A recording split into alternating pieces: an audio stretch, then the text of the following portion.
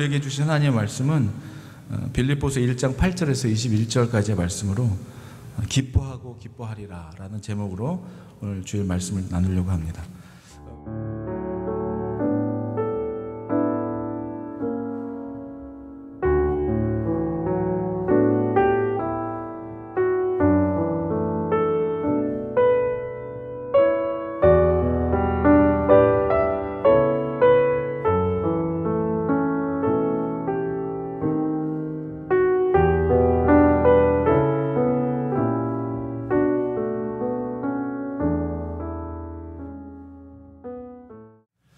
오늘 이 아버지 날을 맞이해서 저는 이 사도 바울의 심정이 정말 오늘 살아가는 여러분들과 또 특별히 아버지들의 마음이 심정이 되기를 주의 이름으로 축복합니다.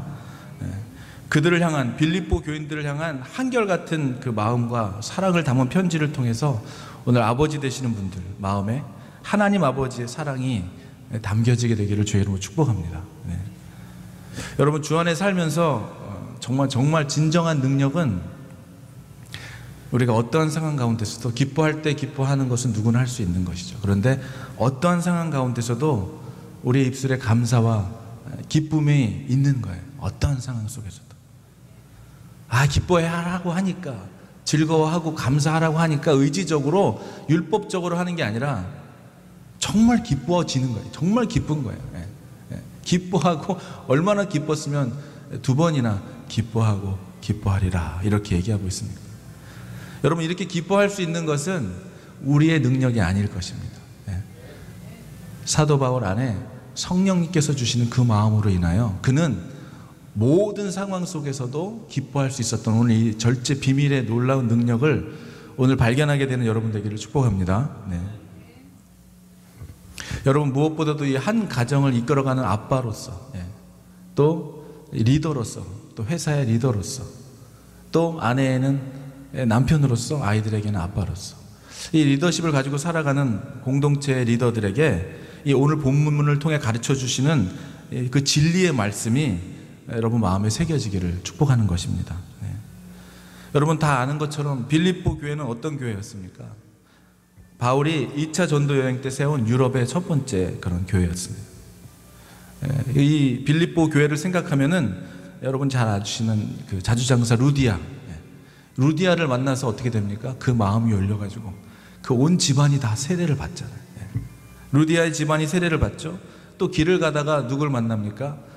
귀신 들려서 점치는 여자를 만나잖아요. 그 여자를 통하여 이득을 취했던 그 주인들이 그 바울이 쫓아내고 나서 어떻게 됐습니까? 돈벌이가 되지 않으니까 고발해가지고 바울과 실라가 감옥에 갇히는 사건이 일어나잖아요. 거기서 어떤 일이 일어나요? 또 감사와 찬양을 올려드리면서 거기에 간수장들이 또 다 예수를 믿는, 가는 곳마다, 여러분이 가는 곳마다 어떠한 일을 만나든지 만사 형통의 길이 펼쳐지기를 주의 이름으로 축복합니다. 여러분, 믿는 자는 가는 곳마다 어떠한 일이 있든지 간에 그것이 다 축복으로 변화되는 것입니다. 그런 특별한 인연이 있었던 빌립보 교회. 그래서 바울은 특별히 바울을 또 사랑했죠. 그리고 또 빌립보 교회를 사랑했던 것은 그의 쓸 것들을 정말 전심전력으로 옥중에 있으면서도 뒷바라지를 다 했던 교회가 바로 빌립보 교회였어요. 그래서도 아마 마음에 간절함이 있었을 것입니다.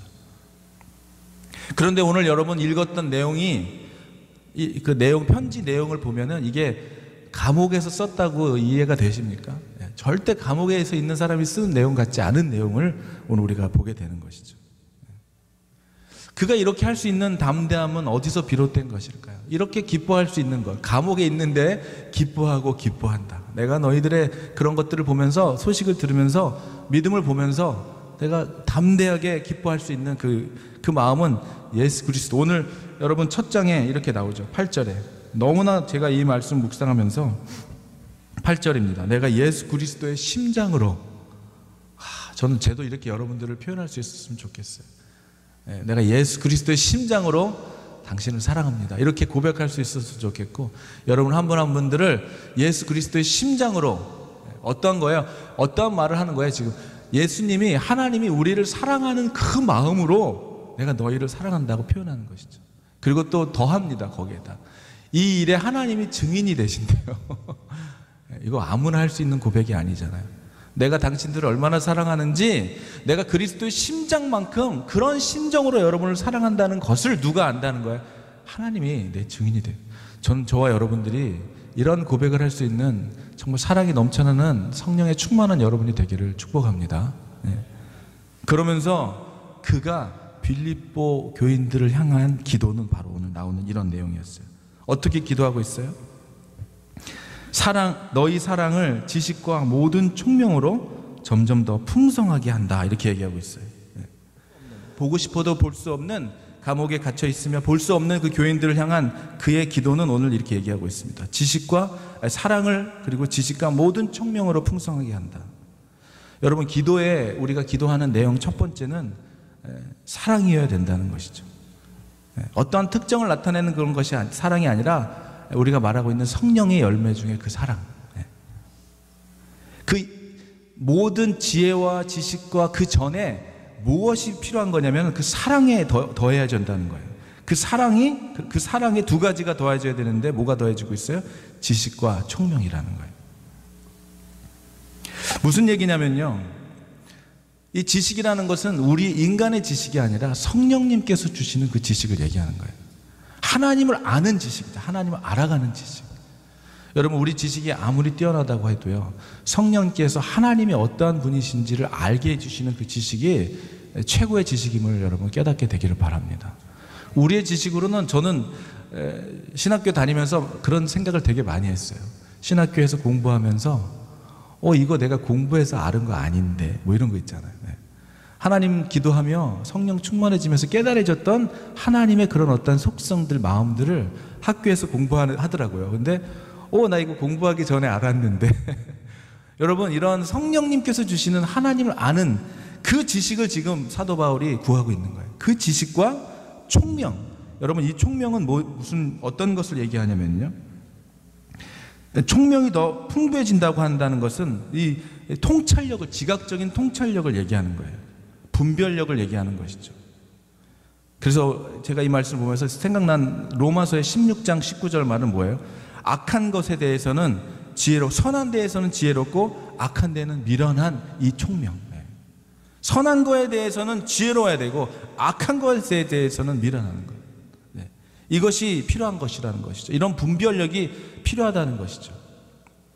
악과 선이 섞이지 않은 순수한, 그 순수함이 필요하다는 거예요. 저는 우리 교회, 특히 모든 분들이 그렇지만 아버님들을 보면서 저희 교회는 참 순수한 영혼들이 많이 계시다, 이런 생각이 들었습니다. 어린아이 같은 순수함. 이번에 리트릿을 가면서 게임을 하면서도 참 순수하시다, 참 동심과 같으시다 하는 생각들이 참 많이 들었습니다. 주님께서 바라시는, 또 사도 바울이 지금 기도하고 있는 내용이 바로 이런 거예요. 사랑에 뭐가 더하라 그랬어요? 사랑의 지식과 총명, 이 분별력. 선한 것과 악한 것을 분별하는 분별력을 얘기하는 것이죠. 그리고 11절입니다. 예수 그리스도로 말미암아 의의 열매가 가득하여 하나님의 영광과 찬송이 되기를 원한다고 기도하고 있는 것이죠. 세 번째 기도 제목은 이거예요. 의의 열매가 가득히 되기를 기도하고 있는 것입니다. 저도 여러분을 기도하면서 의의 열매, 오늘 우리가 의의 흉배라는 전신갑주 시리즈를 오늘 하는 시간인데요, 이런 의의 열매, 우리의 의가 아닌 하나님의 의의 열매가 맺혀지게 되기를 사도 바울이 기도하고 있는 것입니다. 이것은 우리의 노력으로 되는 게 아니죠. 우리의 의로 되는 것이 아니라 끊임없는 하나님과의 관계 속에서, 우리의 노력으로 되는 것이 아니라 하나님과 관계 속에서 얻어지는 그 의의 열매들을 얘기하고 있는 것입니다.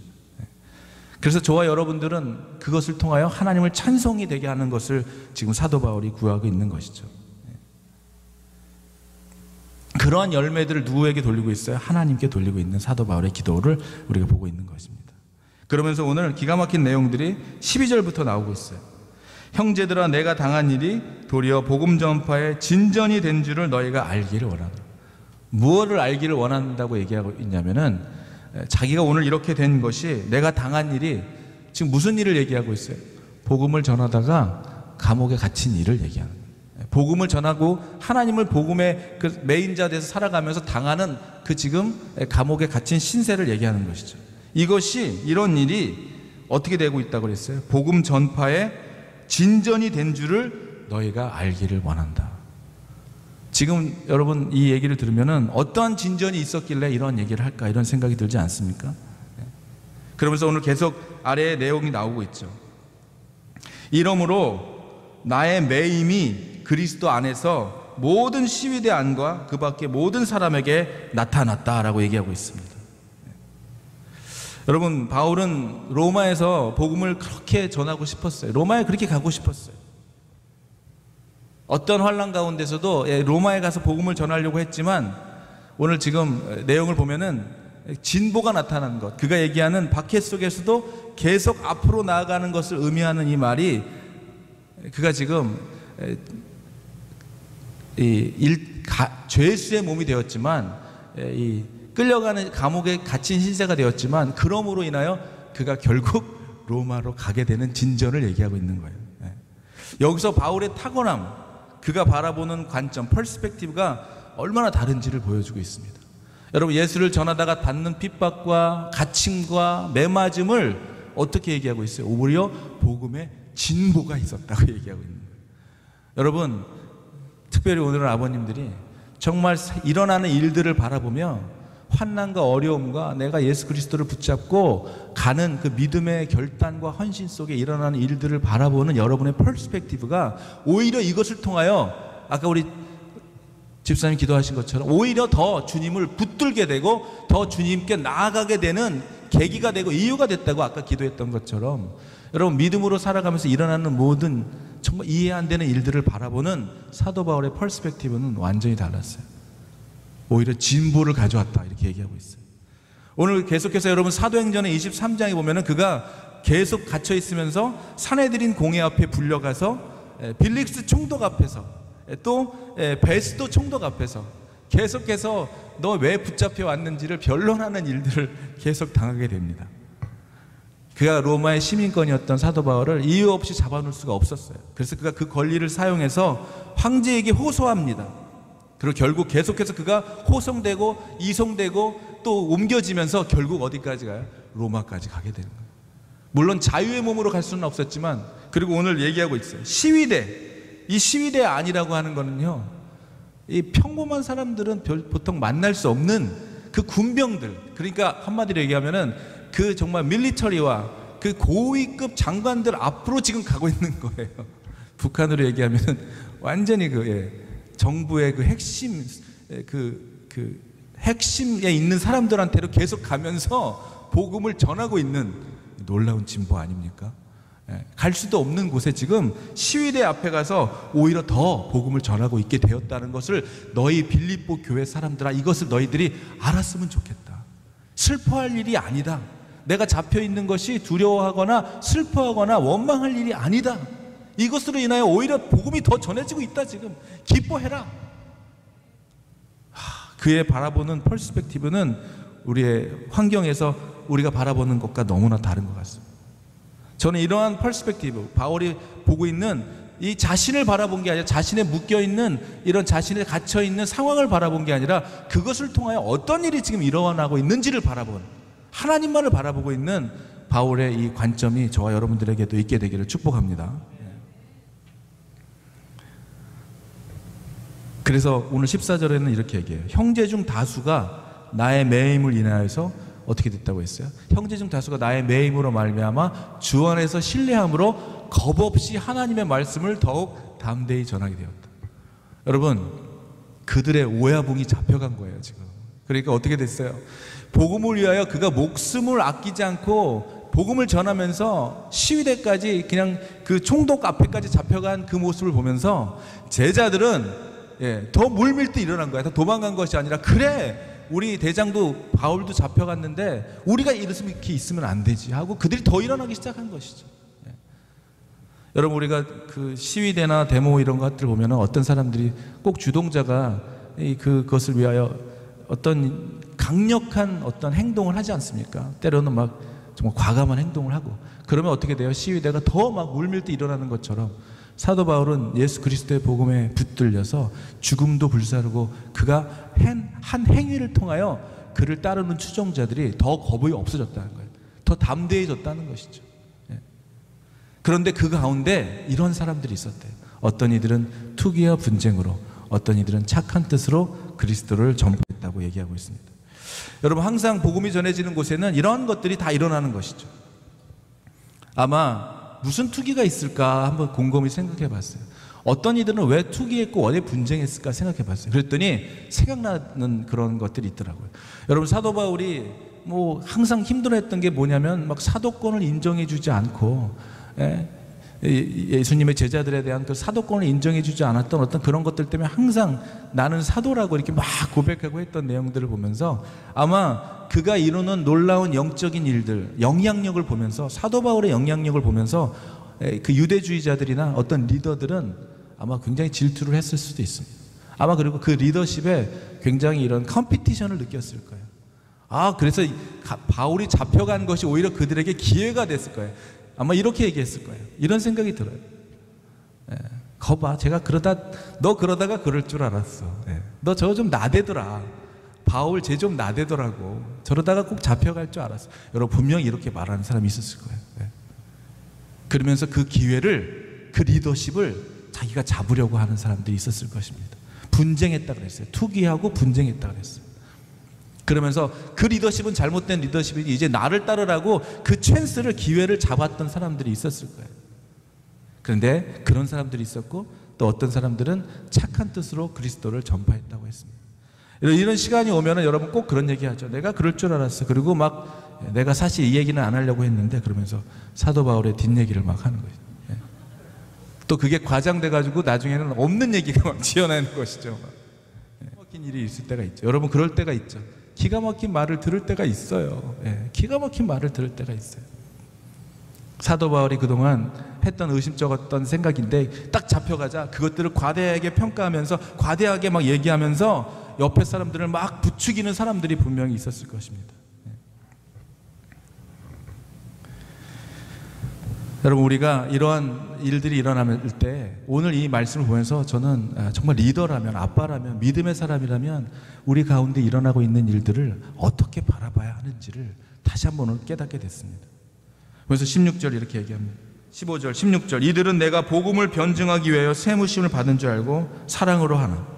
바울이 하나님의 복음을 위해서 세움을 받은 것이 바울의 의도나 우연한 계기를 통하여 된 것이 아니라는 거예요. 하나님의 전적인 주권하에 된 것임을 지금 계속해서 말해주는 거예요. 내 뜻과 내 생각대로 된 것이 아니라는 것을 말해주고 있는 것입니다. 그리고 17절에 얘기하죠. 그들은 나의 매임에 괴로움을 더하게 할 줄로 생각하여 순수하지 못하게 다툼으로 그리스도를 전파하느니라. 여러분, 그 나의 매임에 괴로움을 더했다. 지금 붙들려 있는 상황 속에 괴로움을 더한 일, 아마 아까 제가 말씀했던 그런 일들이 얘기가 아마 들려왔을 거예요.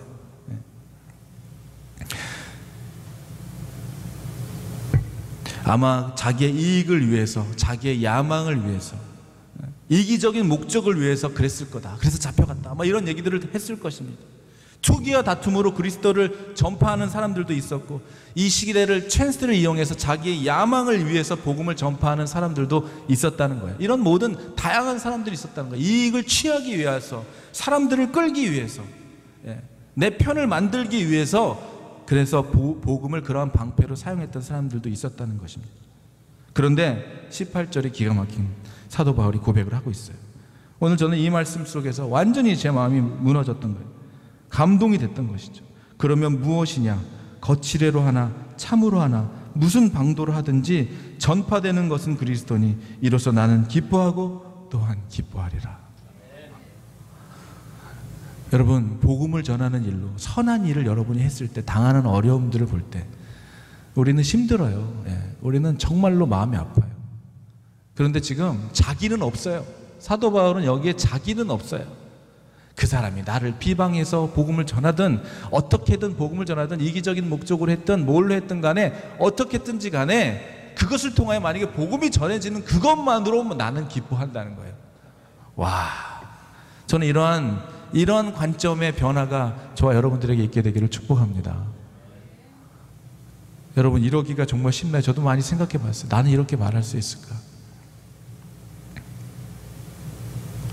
나는 정말 내 자신을 보지 않고 그것을 통하여 어떻게든지 간에 그리스도만 증거되고 그리스도만 전해진 것만으로 기뻐한다고 고백할 수 있을까? 저는 이 구절, 나는 이 전파되는 것은 어떠한 무슨 방도로 하든지 전파되는 것은 그리스도니 이로써 나는 기뻐하고 기뻐하리로다. 저는 이 말씀 보면서 정말 제 자신을 많이 한번 돌아보게 됐습니다. 여러분, 저와 여러분들의 하는 어떠한 행위를 통하여서 여러분이 비방을 받거나 오해를 받거나 판단을 받거나 또 때로는 억울한 누명을 받더라도 그것을 통하여 그리스도가 전파되게 수만 있다면은 그것으로 기뻐할 수 있는 저와 여러분이 되기를 축복합니다. 외모로 하나 참으로 하나 무슨 방도로 하든지 전파되는 것은 그리스도라는 거예요. 순수한 마음으로 헌신하는 마음을 복음을 전하는 자들이 있거나 이것으로 통하여 자기의 유익을 위해서 전하는 사람들이 있거나, 근데 어떻게 이렇게 기뻐할 수 있을까요? 사도 바울의 이 기쁨은 오직 현상과 상황과 환경을 바라보지 않고 그것을 통하여 일어나는 하나님의 일만 바라봤기 때문에 거기에 소망을 뒀기 때문에 가능한 일이라고 저는 믿습니다. 복음이 자기의 이익을, 야망을 채우기 위한 수단으로 전파되었을지라도 그것을 듣고 그리스도를 조금씩 알아가는 사람들을 보고 바울은 기뻐했다는 거예요. 육체적으로는 감옥에 갇혀 있었고 정신적으로는 시기하고 질투하는 자들의 고통을 받으면서 그러한 상황에서도 담대하게 복음이 선포되는 것을 보고 그것만으로 기뻐했습니다. 그러니까 이 본문은 초점이 자신이 아니라 오직 복음 선포에 관한 예수 그리스도만이면을 보게 되는 것이죠. 여러분, 우리가 기뻐할 수 있는 능력이 바로 여기에서 오는 거예요. 예수 그리스도만 바라볼 때. 저는 오늘 이 아버지 날을 맞이하면서 사실 이렇게 페이스북이나 유튜브 같은 걸 보면은 막 감동적인 그런 아버지와 아들의 이야기들이 있잖아요. 근데 그런 걸 보면은 이렇게 마음 한편이 이렇게 막 이렇게 뭐라 그래야 되나, 이렇게 씁쓸한 마음이 들 때가 있어요. 왜냐면 제가 아직 아버지가 돼보지 못했기 때문에, 자녀가 없기 때문에. 그런 안타까움과 또 그런 게 있습니다. 그래서 이렇게 마음이 이렇게 눈물이 핑 돌 때가 있어요. 그런데 그리고 또 그러면서 어떤 것들 봤더니 막 아빠에게 뭐 쓴 편지 막 이런 감동적인 것들을 막 보면서 야, 진짜 감동이 돼요. 저도 감동이 돼요. 그런데 사도 바울처럼 그 감동되는 것으로 끝나야 되는데 자신을 바라보면은 나는 아들, 자녀가 없네, 이렇게 생각하면 또 이게 그 잘못된 방향으로 가는 것이죠. 오늘 사도 바울의 이 말씀을 딱 읽으면서 맞아, 내 자신의 환경과 상황을 보지 말고 주님만 바라봐야 돼, 나는. 막 이런 마음으로 설교를 준비하고 있는데 저에게도 편지가 한 장이 날라왔어요. 자녀에게서 날라온 편지는 아니었습니다. 우리 아내에게서 갑자기 편지가 한 장이 날라왔어요. 그래가지고 나는 해피 파더스 데이 그러면서 편지를 줬어요. 그래가지고 내가 아빠도 아닌데 나한테 이런 편지를 주나. 그래서 편지를 읽어봤어요. 편지를 읽어봤는데 이거는 아빠에게 주는, 나에게 주는 편지가 아니라 우리 아내가 하나님을 향한 자신의 신앙의 고백을 썼더라고요. 그러면서 저는 오늘 이 설교를 준비하면서 사도 바울이 기뻐하는 게 뭔지 알겠는 거예요. 그동안 자기가 몇 개월 동안 지나왔던 회사 속에서 자기 경영하는 일 속에서 일어났던 어려움들을 막 고백하면서 내가 주님만 한 분만을 신뢰하지 못하고 이 경제적이고 어려운 이런 것들 때문에 근심하고 걱정하여 오직 하나님 한 분만을 붙들지 못했던 자신을 회개하면서 자기 신앙 고백을 3장에 썼더라고요. 이게 뭐 내 편지도 아니잖아. 나에게 뭐 편지도 아니잖아, 이런 생각을 했지만 와, 사도 바울이 기뻐한 거 바로 이거구나. 한 사람 한 사람이 믿음 안에서 신앙이 하나님을 한 분만을 모시고 살아가면서 신앙이 점점 성숙해지는 것을 보면서 복음이 그리스도만 높아지고 하나님만 영광받는 그런 성도들의 삶을 보면서 기뻐한다는 말이 바로 이거구나. 설교의 내용을 덧붙여 주시는 편지를 주셔서 이 시간을 빌어서 감사를 드립니다. 그러면서 오늘 사도 바울은 고백합니다. 오직 전과 같이 이제도 온전히 담대하여 살든지 죽든지 내 몸에서 그리스도가 존귀하게 되려 함이다. 이렇게 고백하고 있는 거죠. 여러분, 바울이 재판을 받을 때 결과에 상관없이, 그 재판의 결과에 상관없이 복음에 대해서 담대히 이렇게 변증할 수 있기를 기대하고 있는 것이죠. 결과에 상관이 없는 거예요. 감옥에서 풀려나게 되든지 아니면 이대로 사형 선고를 받든지 내가 살든지 죽게 되든지 간에 성령의 도우심으로 재판석상에서 있는 그 이방인들에게 오직 그리스도를 증언하는, 그리스도만 존귀케 되게 한다면 죽든지 살든지 괜찮다는 거죠. 그러면서 오늘 마지막 그렇게 고백하고 있습니다. 내게 사는 것이 그리스도니 죽는 것도 유익함이니라. 그 삶 자체가 그리스도라는 것, 자기가 삶 자체가 하는 거, 하나님과 동행하는 삶이기 때문에 살아도 좋고 죽어도 좋다는 거예요. 오히려 그리스도만 내 안에서 존귀케 되고 그리스도만 영광을 드러내게 되는 삶이 된다면 내가 그로써 기뻐하고 기뻐할 수 있다는 것입니다. 여러분, 기뻐할 때, 행복한 일이 생길 때 기뻐하는 것은 세상 사람 누구나 다 하는 것이죠. 그런데 어려운 일이 생겼을 때 율법적으로 기쁨이 없는데 막 기뻐해야지 하고 기뻐하는 것도 그거 가짜 기쁨이잖아요. 그런데 정말 우리 안에 그리스도가 살아 계신다면은, 주님께서 여러분과 저 안에 살아 계신다면은 어떠한 상황 속에서도 기뻐할 수 있는 것이죠. 이것이 우리가 회복돼야 되는 Father's Day의 메시지라고 저는 믿습니다. 여러분, 저는 정말 우리 가운데, 여러분 가운데 첫사랑이 회복되기를 주의 이름으로 축복합니다. 저도 한번 요즘에 어떤 분의 간증을 보면서 다시 한번 저를 생각해 봤어요. 나 예전처럼 지금 뜨거운가? 나 예전처럼 그 사랑으로 살아가는가? 아니더라고요. 그걸 생각해 봤어요. 그럼 난 가짜인가? 나 한때 진짜였는데 나 지금 가짜 됐나? 뭐 이런 생각이 드는 거예요. 그때만큼의 그런 막 하나님에 대한 열정과 사랑은 이게 없다는 게 아니라 그만큼 뜨겁지가 않은 것 같은 거예요. 제 자신을 볼 때. 그래서 다시 한번, 그때가 언제예요? 이런 마음이 들 때 돌아설 때요. 돌아설 때. 컴백할 때입니다. 주님, 그렇습니다. 정말 하나님의 은혜가 필요합니다. 여러분, 우리 안에 정말 하나님으로 인하여 확신과 뜨거운 사랑이 있다면 우리의 삶이, 저와 여러분의 살아가는 그 하루하루의 삶이 그게 전도예요. 전도지 들고 다니지 않아도 우리의 삶이 전도가 된다는 것을 저는 확신합니다. 여러분 안에 하나님이 한 분만으로 그 정말 충만한 그 사랑과 우리 안에 하나님이 주시는 마음대로 행동하고 마음대로 실천하고 마음대로 행하는 그 일들을 통하여 어떤 사람이 전도가 안 되겠어요? 저 사람을 보면 하나님을 보는 것 같아. 저 사람 얘기를 들으면 주님의 위로를 받는 것 같아.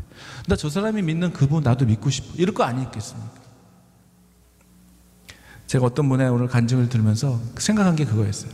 와, 37년이라 그랬나요? 37년 전에 하나님을 뜨겁게 만나서 자기가 모태신앙으로 살았는데 신앙 껍데기라고 얘기하더라고요. 자기는 신앙 껍데기였대요. 신앙 껍데기. 37년 전에 그때가 30이었는데 그때 주님을 만났는데 지금 37년이 지났는데 여전히 뜨거운 거예요. 여전히 복음을 전하고 다니는 그분을 보면서 엄청나게 제가 도전을 받았습니다. 다시 한번. 그래서 제가 우리 컴백교회 창립 기념회 창립 예배 때 정말 1순위로 섭외 대상자로 지금 생각하고 있는 한동대 대학교 어떤 교수님의 사모님이신데 집사님이시죠. 그분의 간증을 보면서 맞아. 하나님 만난 사람이 저렇게 사는 거지. 저게 멋진 것이지. 저게 기뻐하며 기뻐할 수 있는 삶이지. 여러분, 우리 안에 그런 복음의 빚진 자, 정말 하나님으로 인하여 내 삶과 삶에 상관없이 주님 한 분만으로 인하여 기뻐하고 기뻐할 수 있는 저와 여러분이 되기를 주의 이름으로 축복합니다. 세상에 어떠한 일이 있을지라도 주님과 함께 동행하는 자, 그리고 그 주님이 주시는 마음대로 삶을 살아가는 자에게는 모든 것이 연합하여 선을 이루는 것이고, 어떠한 상황과 환경이 있을지라도 이것을 통하여 주님만 존귀케 될 수 있다면 나는 기뻐할 수 있다라고 고백하는 저와 여러분 되기를 주의 이름으로 축복합니다. 그러니까 지금의 현실이 상관없어요. 지금 상황이, 그 과정이 상관이 없어요. 그것으로 인하여 높이 존귀함을 받을 분은 주님만 한 분이시라면 괜찮은 것이죠. 그러한 확신 가운데 살아가는 저와 여러분 되기를 주의 이름으로 축복합니다. 기뻐하고 기뻐하다. 여러분, 우리 옆 사람에게 한번 얘기해 주세요. 기뻐하고 기뻐합시다.